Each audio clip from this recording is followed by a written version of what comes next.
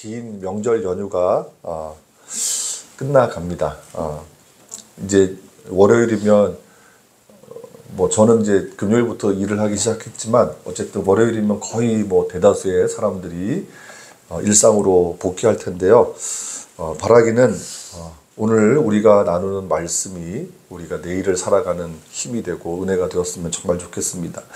오늘 누가복음 12장 13절부터 21절 말씀을 같이 나누려고 하는데, 제가 오늘 여러분에게 꼭 전하고 싶은 것은 무엇이 우리를 진정으로 풍요롭게 하는지, 무엇이 우리를 모자람 없이 넉넉하게 살아가게 만드는지, 그것을 좀 생각하고 진지하게 우리 삶에 적용하는 그런 시간이 되었으면 좋겠습니다. 저도 그렇고 여러분도 그렇고요.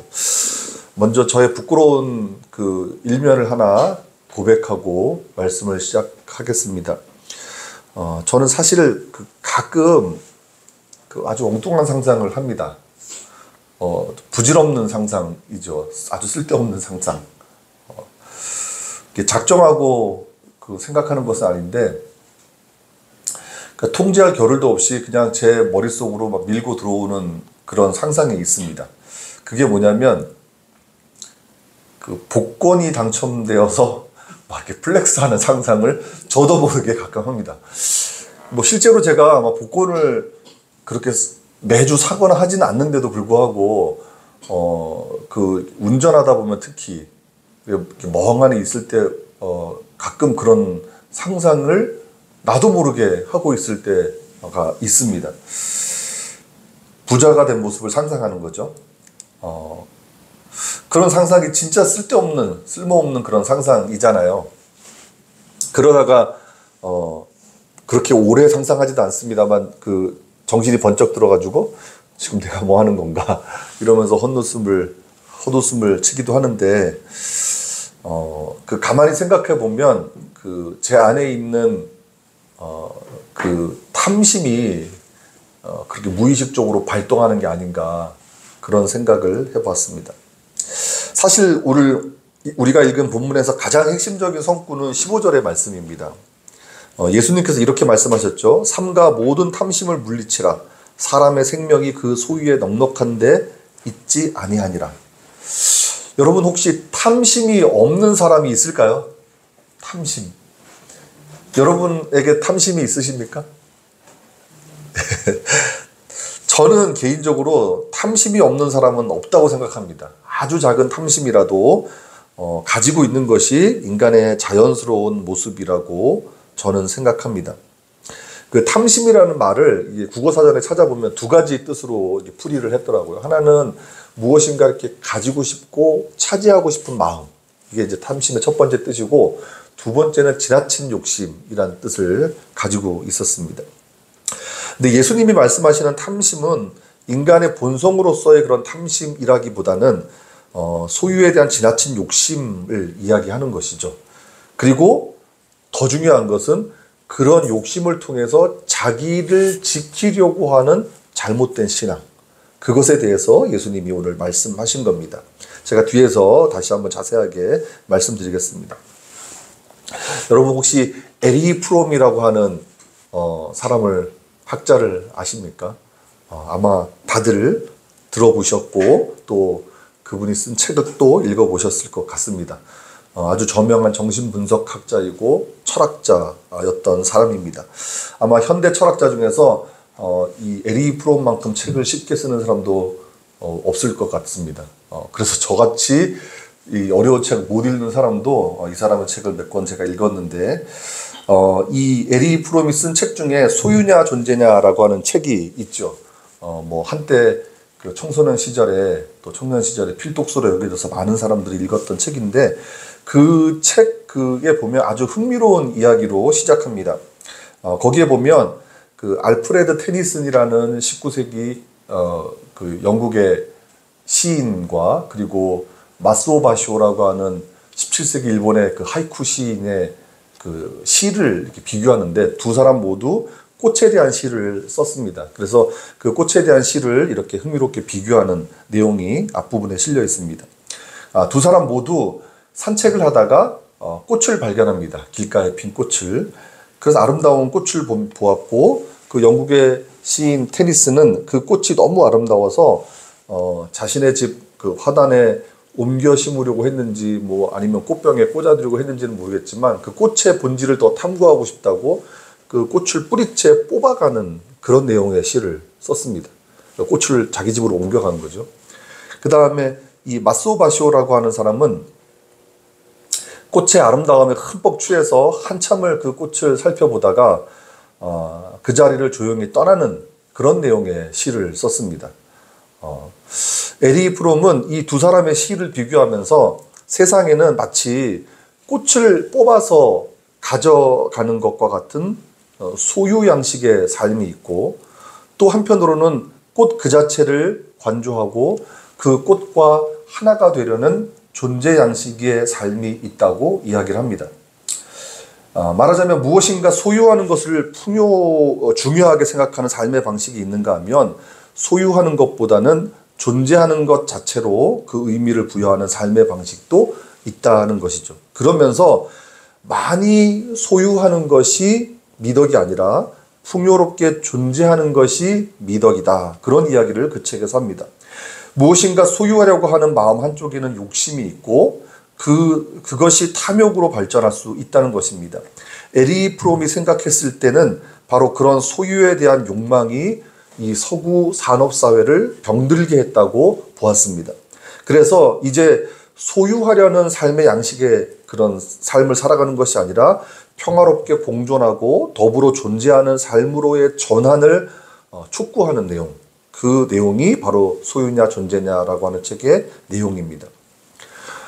저는 오늘 본문의 말씀도 바로 그러한 내용을 담고 있다고 생각합니다. 앞서 말씀드린 것처럼 오늘 본문의 핵심은 15절의 말씀인데요. 삼가 모든 탐심을 물리치라는 예수님의 그 말씀이 오늘 우리가 읽은 본문의 핵심적인 메시지라고 할 수 있습니다.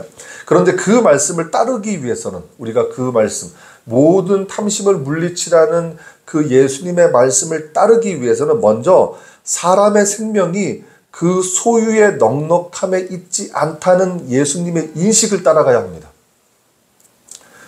쉽게 말씀드리면 탐심을 물리치기 위해서는 우리가 가지고 있는 소유에 대한 생각을 바꿔야 한다는 말씀입니다. 자, 13절을 보시면 무리 중에 어떤 사람이 예수님께 유산 문제에 대해서 자문을 구하죠.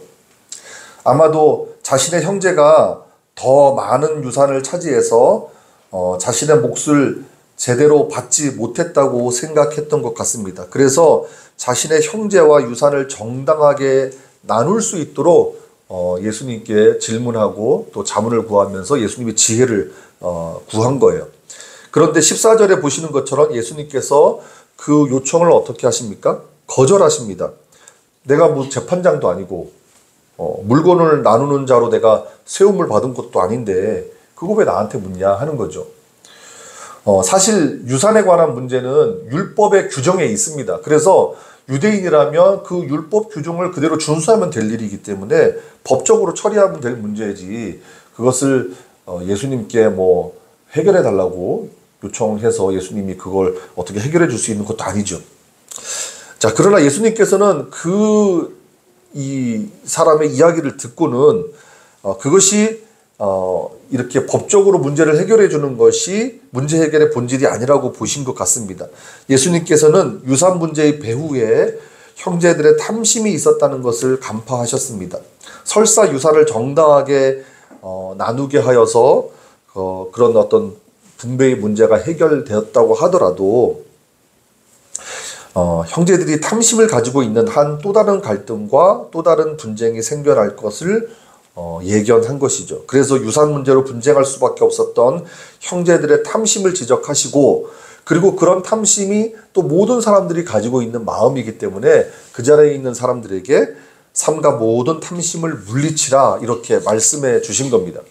그리고 탐심이 무엇인지 탐심이 왜 나쁜 것인지를 설명해 주시기 위해서 소위 우리가 잘 알고 있는 어리석은 부자에 관한 비유의 말씀을 해주시죠. 예수님께서 말씀하신 그 비유에 등장하는 부자는 어떤 사람입니까? 많이 쌓아두는 자였습니다. 그리고 그것이 그 재물을 쌓아두는 목적은 19절에 기록된 것처럼 평안히 쉬고 또 먹고 마시고 즐거워하는 그런 목적으로 많이 쌓아둔 거였습니다. 말하자면 부자는 자기 자신을 위해서 더 많이 소유했던 사람으로 여기가 묘사가 됐죠. 앞서 제가 말씀드린 것처럼 욕심을 통해서 자기를 지키려는 사람입니다. 그러나 예수님께서는 이런 부자를 어리석다고 말씀하십니다. 자기를 위하여 재물을 쌓았을지는 모르지만 부자는 자신의 삶이 유한하다는 사실, 언젠가 그 생명이 끝이 난다는 사실을 간과하고 있었기 때문입니다. 만일 하나님께서 그 부자의 생명을 찾아가신다면 쌓아둔 재물이 누구의 것이 되겠느냐 하는 거죠. 자, 그러면서 예수님께서는 21절 말씀을 통해서 탐심이 무엇인지를 설명해 주시는데요. 21절 말씀에 따르면 탐심은 어떤 거냐? 자기 자신을 위해서 재물을 쌓는 겁니다. 본래 이 탐심이라는 말을 헬라어로 플레오넥시아라고 하는데 직역하면 더 많이 가지려는 마음입니다. 더 많이 가지려는 마음. 그러니까 이 철학자 에리 프롬의 어떤 말로 바꾼다면 소유에 대한 욕망, 그게 곧 탐심이라고 할 수 있습니다. 자, 우리가 인간이라면 무엇인가 가지고 싶고 차지하고 싶은 그런 탐심이 다 누구나 있다고 했습니다. 그런데 그게 지나친 욕심으로 발전하면 안 되겠죠. 예수님은 이제 그걸 말씀하신 건데 왜 그 욕심이 잘못된 것일까요? 왜 나쁜 것일까요? 왜 탐심을 물리쳐야 되는 것일까요? 사실 성경을 우리가 읽어보면 탐심에 대해서 정말 지나칠 정도로 무섭게 경고하는 내용이 있습니다. 그 중에 가장 눈에 띄는 말씀이 골로새서 3장 5절의 말씀인데요. 거기에는 이렇게 기록되어 있습니다. 그러므로 땅에 있는 지체를 죽이라. 곧 음란과 부정과 사욕과 악한 정욕과 탐심이니 탐심은 우상숭배니라. 이렇게 말씀해요. 아마 탐심에 관해서 가장 강력한 경고의 말씀이 골로새서 3장 5절의 말씀일 것 같은데요. 탐심이 곧 우상숭배라는 거예요. 여러분 한번 생각해 보십시오. 성경에서 우상숭배를 얼마나 심각한 죄악으로 여기는지 우리가 구약성경을 읽어보면 잘 알 수 있지 않습니까?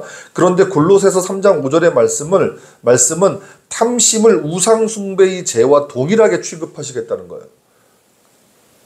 무엇인가 더 차지하려는 마음이 그렇게 나쁘다는 겁니다.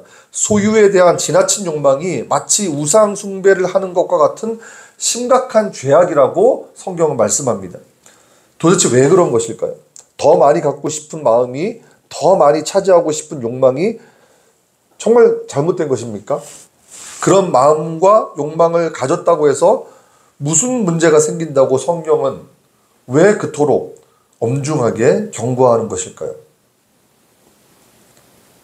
왜냐하면 탐심이라고 하는 것은 자기 자신을 망치는 것이고 그리고 더 나아가서 우리의 이웃을 해치는 것이기 때문입니다. 여러분, 탐심이라고 하는 것은 최소한의 욕구가 아닙니다. 아무것도 없는 상태에서 무엇인가 채워야 하는 절박한 필요가 아니라 이미 있는 상태에서 그것을 더 가지려고 하는 욕심이고 욕망입니다. 그게 바로 탐심입니다. 필요하기 때문에 가지려는 것이 아니라 욕심 때문에 더 가지려는 것입니다. 그게 바로 탐심이에요. 그런데 문제는 이 탐심 때문에 우리가 실제로 필요 이상의 것을 가지고 살아갑니다. 인간이. 만약 우리가 우리의 욕심 때문에 무엇인가를 더 가지게 된다면 또 무엇인가를 더 차지하게 된다면 우리는 요만큼만 필요한데 욕심 때문에 더 많이 가지게 된다면 그것은 어쩌면 우리 이웃이 가져가야 할 것들을 빼앗는 것일 수도 있다는 말씀입니다. 이게 좀 다소 억지스럽게 들릴 수도 있지만 그러니까 성경의 생각은 바로 그런 겁니다. 우리에게는 잉여가 되는 것이 누구에게는 아주 절박한 필요가 될 수도 있는 것이기 때문에 그렇습니다. 그래서 그 인도의 마하트마 간디는 이게 무엇인가 가지려고 하는 더 많이 가지려고 하는 그 탐심을 범죄로 보았습니다. 나의 소유가 타인의 필요를 빼앗는 것일 수도 있다고 간디는 생각했습니다. 물론 간디의 생각이 100% 옳다 이렇게 볼 수는 없겠지만 적어도 나 자신만을 생각하는 것이 아니라 이웃을 돌아볼 줄 아는 차원에서 본다면 충분히 성경적인 가치, 기독교적인 가치라고 저는 생각합니다.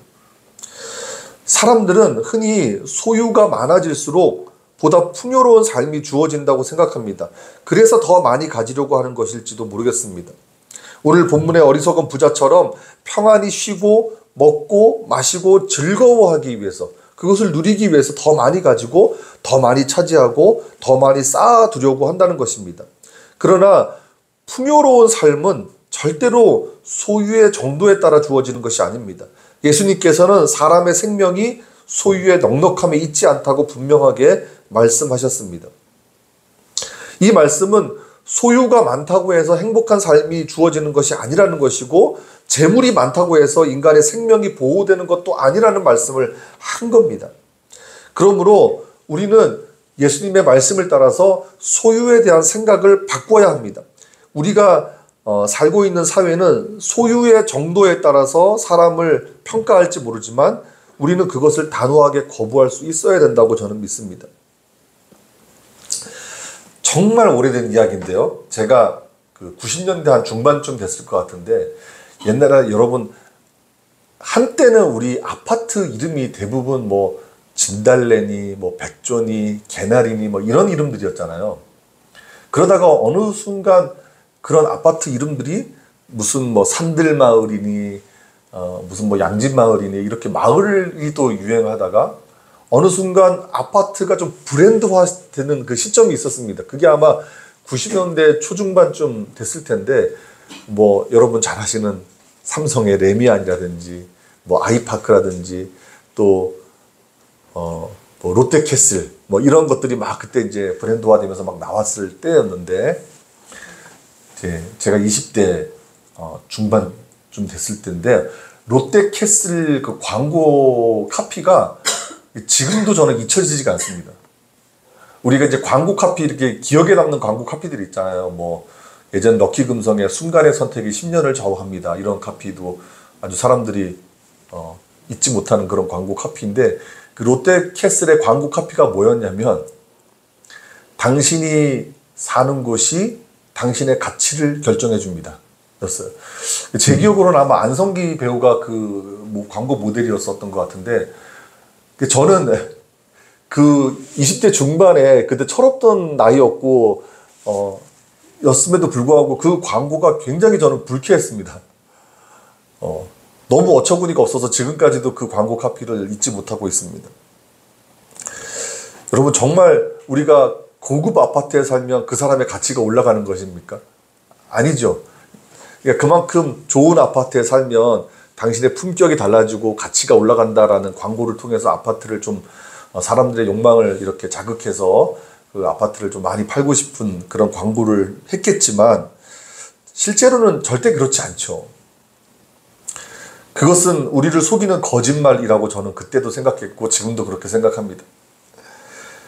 물론 그것은 광고 카피에 불과했지만, 오늘날 많은 사람들이 그런 사고, 그런 생각을 가지고 살아가는 것을 보게 되면서 정말 씁쓸하지 않을 수 없습니다. 여러분, 오늘날 보면 모든 것이 다 돈으로 설명되는 사회이고, 모든 것이 수치화, 계량화 이렇게 되는 그런 사회입니다. 그것이 정말 진정으로 어떤 가치를 가졌는지 별로 관심이 없고, 오히려 그것이 얼마짜리인지, 어느 정도 값이 나가는지, 모든 것을 다 돈으로 환산하고 평가하고 있다는 말씀입니다. 심지어는 사람들도 돈으로 평가하죠. 그 사람이 어떤 생각을 가지고 살아가는지, 이런 거 별로 관심이 없고, 그 사람 연봉이 얼마인지 이렇게 묻죠. 얼마 전에 나는 솔로라고 하는 프로를 제가 우리 아내가 가끔 봐서 저도 몇 번 따라봤는데, 거기에 나오는 어떤 그 출연자 여자분 한 분이 그 남자, 당신 돈 얼마나 많아요? 돈이 재산은 어느 정도 모았어요? 거기에만 계속 관심을 갖고 그런 질문만 하는 여자를 제가 봤어요. 네. 근데 그 사람은 어떻게 보면 솔직한 사람일 수도 있습니다. 많은 사람들이 아닌 것처럼 하면서 그 사람이 얼마나 많은 돈을 가지고 있는지, 얼마나 많은 재산을 가지고 있는지, 연봉이 얼마인지 그런 거에 관심을 갖고 그걸로 그 사람을 훌륭한 사람, 아닌 사람 이렇게 평가하는 경우를 많이 봅니다. 그러나 여러분, 우리는 다 아는 사실이지만 사람이 얼마만큼 돈을 가지고 있는지, 얼마만큼 물질을 소유하고 있는지 그걸로 사람을 평가할 수 없잖아요. 그래서는 안 되죠. 우리는 다 그렇게 하지 않는 사람이지만, 그러니까 무엇인가 소유하는 것은 그저 그 사람의 필요를 채워줄 때만 가치 있게 평가되는 것이지 사실 그 이상도 그 이하도 아닙니다. 만약 소유의 넉넉함을 최고의 가치로 여긴다면 그것은 그야말로 물신 숭배인 거죠. 우리가 무엇인가 소유하는 것은 인간으로서 너무도 당연한 것입니다. 왜냐하면 우리는 먹을 것이 필요하고요, 입을 것이 필요하고요, 우리가 살아갈 그 거주지가 필요합니다. 그 필요를 채워줄 수 있는 무엇인가를 우리는 반드시 소유해야만 됩니다. 하지만 이미 있는 것을 더 가지려는 마음은 탐심이고 탐욕입니다.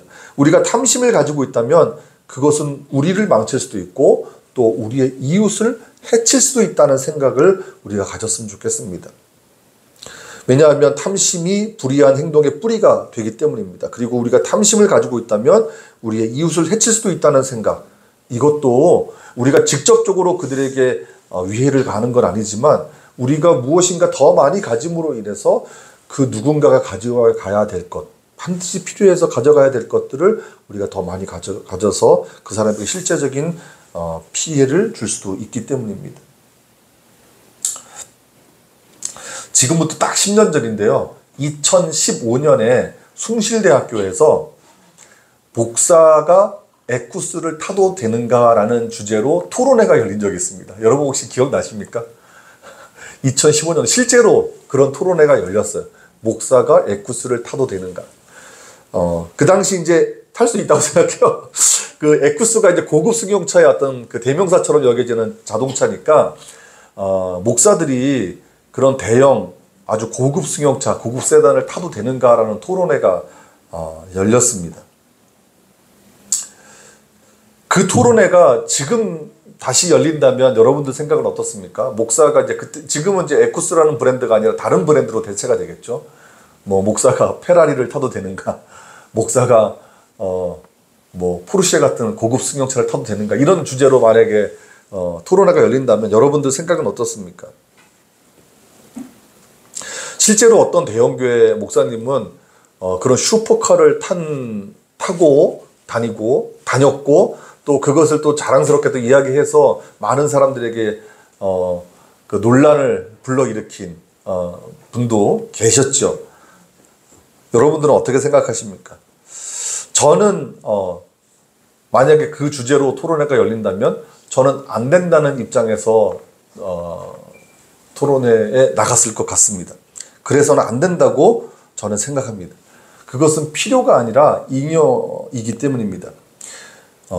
대형교회 같은 경우는 뭐 슈퍼 메가처치 같은 경우에는 그 교회 재정으로 그 담임 목사의 차량을 이렇게 공급하는데 뭐 교회 재정으로 그렇게 차량을 공급하는 것 자체가 저는 말도 안 된다고 생각하고, 그런 기회가 오고 여유가 생겨도 그것을 단호히 거부할 수 있어야 된다고 저는 생각합니다. 그리고 만약 그럴 돈이 있다면 그럴 돈을 가난한 사람들에게 나누어 주는 것이 당연한 거라고 저는 생각합니다. 사실은 이제 비단 목사의 문제만 아닙니다. 모든 그리스도인들이 저는 그렇게 필요에 의한 삶을 살아야 된다고 저는 믿습니다. 예수님께서는 21절에서 어리석은 부자가 하나님께 부여하지 못했다고 말씀하시죠. 이것은 탐심이 하나님의 뜻을 벗어났다는 비유적인 말씀입니다. 쉽게 얘기하면 탐욕으로 인해서 재물을 쌓는 것이 자기 만족, 자기 충족에 머무른다면 그것은 하나님의 뜻이 아니라는 말씀입니다. 반면에 우리가 하나님의 뜻에 따라 우리 자신을 살리고 우리의 이웃을 살릴 수 있는 소유 개념을 가지고 소비를 하는 것, 그러면 하나님께 부요한 자가 될 수 있다는 겁니다. 여러분, 하나님께 부요하지 못했다고 하는 것은 우리가 뭐 무슨 헌금 생활을 제대로 못하고 이제 헌금 제대로 뭐 하지 못하는 사람, 하나님께 드리는 것을 좀 아까워하고 아낌없이 하지 못하는 사람들이 하나님께 부여하지 못한 사람이냐, 그런 뜻이 아니죠. 상식적으로 봐도 그렇잖아요. 근데 정말 안타까운 이야기지만 그렇게 설교하는 분들이 계셔요. 진짜로. 성경이 그렇게 저렴한 생각을 설파하는 책이 아닌데 그렇게 설교하는 분들이 있더라고요. 절대로 아닙니다. 올바른 소유 개념을 갖지 못하고 하나님의 뜻에 반하는 소비를 하고 하나님의 뜻에 반하는 축적을 하는 것, 쌓아두는 것, 그런 모습들이 하나님께 부여하지 못한 사람들의 모습인 거예요. 저는 목사가 또 그렇게 해서도 안 되고 모든 그리스도인들이 그렇게 해서도 안 되지만 사실은 좀 더 중요한 거는 교회가 그렇게 해서는 안 된다고 생각합니다. 교회가 더 많이 쌓아두고 더 많이 가지고 더 많이 축적하는 그런 교회들이 오늘날 많이 있어요. 부동산을 많이 가지고 있는 교회, 그리고 엄청난 재산을 가지고 있는 교회. 딱 필요한 것만 가지고 있고, 그리고 만일을 대비해서 조금 더 뭐 여유 있게 남겨두는 것까지는 이해를 하겠지만 더 많이 가져가서 가난한 사람들을 돕지 못하고 어려운 사람들을 이렇게 세워주지 못하는 교회라면 그것이 어찌 교회일 수 있겠습니까? 여러분, 이제 말씀을 정리하겠습니다. 여러분, 많이 소유한다고 해서 풍요로운 게 절대로 아닙니다. 간절히 바라기는 우리는 어리석은 부자처럼 소유에 집착하는 사람들이 되지 맙시다. 저는 이 자리에 있는 우리 모든 분들이 그런 분들, 어리석은 부자 같은 분들이 아니라고 믿습니다. 최소한의 소유에 만족하고 자족하면서, 자족, 이게 참 중요한 것 같아요. 자족. 우리 정윤선 집사님께서도 간증하실 때 자족 이야기 하셨는데, 자족하면서 우리의 소유를 나누고 베풀 때 우리는 진정으로 풍요로운 삶을 살 수 있습니다. 그렇게 좀 나누는 것에 대해서 저를 직접적으로 가르쳐 주셨던 분이 저희 어머니셨어요. 어머님이 너 이렇게 해라, 이렇게 하지는 않으셨는데 실제로 그렇게 나누는 모습을 많이 저희들에게 보여주셨습니다. 그래서 어떨 때는 어머니, 우리도 이렇게 없는데 왜 저렇게 나누어 주시지 하시는데 그렇게 나누어 주시는 그런 모습을 보고 많이 이제 도전을 좀 받았고, 그게 저한테 큰 배움이 되었는데, 저도 살아가면서 그걸 좀 실천하려고 노력을 하지만 뭐 안 될 때도 있죠. 그러나 우리가 조금씩이라도 그렇게 우리가 가지고 있는 것들을 좀 우리의 이웃들에게 흘려보내는 그런 삶을 사는 것이 소유에 대한 올바른 인식을 가지고 살아가는 것일 수 있고, 하나님께서 기뻐하시는 그런 존재 양식의 삶이 될 수 있다고 저는 믿습니다. 무엇인가 더 나누어 주려는 마음으로 살아가신다면 하나님께서 그 모습을 기뻐하시고 그 모습 통해서 우리가 필요한 것들을 하나님께서 더 넉넉하게 채워주시는 은혜를 경험할 줄 믿습니다. 그렇게 살아가는 우리 모두가 되기를 주님의 이름으로 축복합니다. 예, 우리 찬송가